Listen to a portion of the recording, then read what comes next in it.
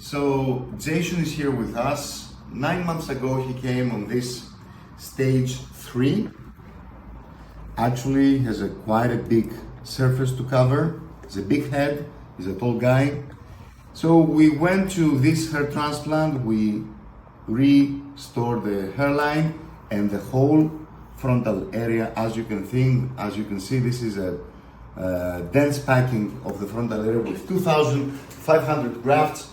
Nice hair, a bit wavy, but his hair is too short, so you cannot see the wave, but you can see the result with one surgery at 2,500 grafts with approximately 3 hair per graft with a high cosmetic density. This is the donor area that you can see that it's totally indistinguishable that any surgery has been performed. Now let's see the result with wet hair. Is it okay if we wet the hair? Yes.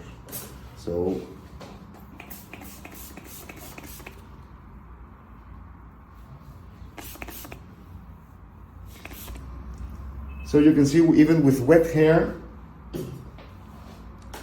it's still perfectly natural and thick, even though the hair is really short. As you can see, it's like 2 centimeters or 3 centimeters long. It's still very thick and absolutely natural.